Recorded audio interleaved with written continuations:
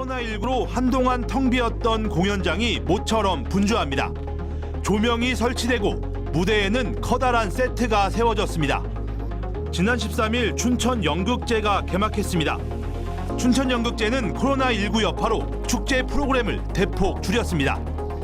해외 공연을 모두 취소하는 대신 코로나19 극복에 맞춰 관객들의 마음을 웃음으로 치료하는 공연을 마련했습니다. 선생님 방탄소년단 아세요? 알지? 데뷔 7주년 맞아가지고 온라인 무료 콘서트를 했다고 합니다. 지금 코로나19 때문에 콘서트를 하지 못하니까 온라인으로 콘서트를 진행을 했다고 해요. 근데 90분 동안 250억 원을 벌었다고 합니다. 대단하네요. 뭐 찾아보니까 다양한 여러 각도에서 자기가 본인이 원하는 멤버 모습을 볼 수 있도록 하고 뭐 이런 식으로 좀 새로운 방식의 콘서트를 했다고 하더라고요. 그러니까 우리도 지금 뭐 축제 코로나19 사태 때문에 강원도의 주요 축제들, 그렇죠. 공연, 네. 여러 가지 문화예술 행사들이 취소되거나 축소되거나 예. 변화가 있잖아요. 네, 강릉 단오제도 처음으로 네, 그렇죠. 역사상 6.25 처음으로 때도 온라인 단오제를 하던 하죠. 축제가 온라인으로 바뀌었고, 그리고 지금 최근에 열었던 우리 춘천 연극제도 네. 처음에는 이제 이걸 어떻게 해야 되나 고민하다가 예. 결국은 이제 해외 공연은 모두 다 취소를 했고, 그래서 작게 하자. 하긴 해야 되지 않나. 그래서 거기에 의미를 둔 게 이 코로나19 극복을 위한 그 마음 치유를 위한 공연을 많이 준비했었어요. 그래서 뭐 코미디 이런 요소를 많이 넣어서 했는데 그때 마침 춘천에서 확진자가 한 명 나왔죠. 그러면서 이거를 전면 다 무관중 공연으로 결국은 이제 그 유튜브나 이런 걸 통해서 중계하는 공연으로 바꿨는데 좀 이것뿐만이 아니라 춘천을 대표하는 또 이 축제가 있죠. 마임 축제가 네. 거의 30년 만에 처음으로 난장 처음에 이제 그런 것들을 없앴어요. 네. 그러니까 이게 원래 5월달에 매년 했는데 그 당시엔 취소를 했고 지금은 이제 우리 그러면 작은 축제로 만들자.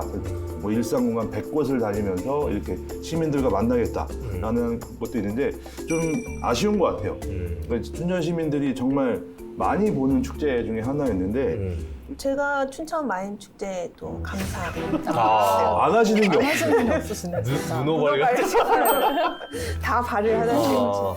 굉장히 아쉽습니다. 그래서 얼마 전에 또 임시총회를 했어요. 그래서 시민들과 더 가까이 다가가는 좋은 점은 있는 것 같은데 그 축제하면 떠오르는 그 열기 맞아요. 또 그 전 세계 각국에서 오잖아요. 무용가들이 그런 것들도 못 본다는 또 아쉬움. 네. 저는 그 이제 개막 난장이 아수라장이잖아요. 물 갖고. 물총 쏘고. 저희 집 바로 앞에서 하는데 제가 저희 애한테 우리 애가 물싸움을 너무 좋아하니까 애가 너무 어려서 그때까지는 못 갔는데 올해는 가자 했는데 딱 취소가 돼서 우리 애도 맨날 집에서 물싸움 언제 하냐고 되게 실망. 그러니까 이게 저뿐만이 아니라 춘천 시민 대부분이 좀 아쉬워하는 것 같더라고요. 예. 그러니까 우리가 좀 사회적으로 참고 버티고 이럴 거냐 그러면서 이제 변화가 된 것 같아요. 그래서 일단 문화예술 공연들도 조금씩 이제 숨통을 이제 트이기 시작한 거죠. 그러니까 이런 비대면, 그다음에 관중이 없는 상태. 지금 이제 우리 강릉 단오제 비롯해서 춘천의 마임 축제, 또 연극제, 또 9월에 열리는 원주의 또 다이나믹 페스티벌 이런 것도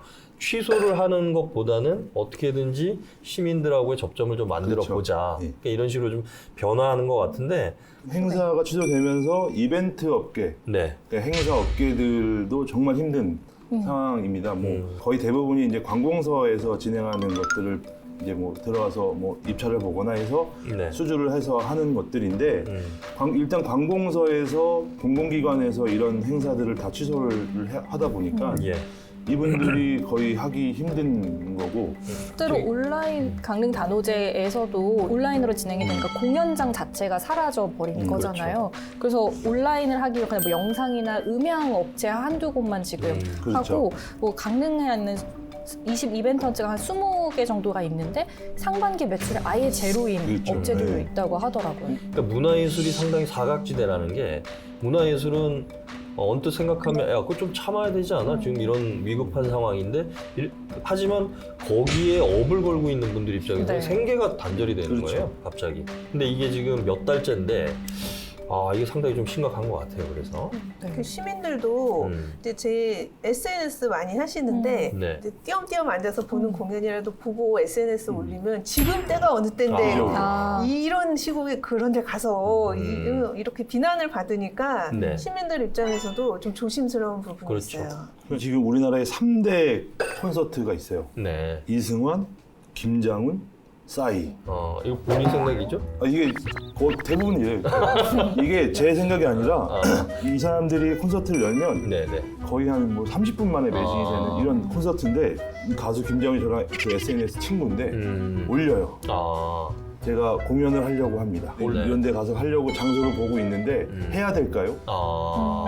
라는 여론조사를 해보시는 그렇죠. 거예요? 팬들 대부분이 뭐 팬들은 해주세요라고 하는데 또 거기에 이제 중간중간 보면 꼭 해야 되나요? 뭐 이런 얘기도 많이 있더라고요. 그래서 콘서트를 함으로써 거기에 연관된 산업들이 쫙 와야 되는데 그렇죠. 이런 것들이 그 콘서트 열면 그 옆에 뭐 이제 그 푸드 트럭들도 쫙 깔리고 이렇게 다 먹고 사는 그렇죠, 사람들인데 그렇죠. 이게 뚝 끊겨 버리니까 나 혼자 안 하면 괜찮다. 근데 이 주위에 우리 이 연관된 그렇죠. 업체 사람들이 크루라고 하죠. 그런 사람들이 오히려 타격을 받아서 이걸 어떻게 될지 모르겠다라는 그 얘기를 하더라고요.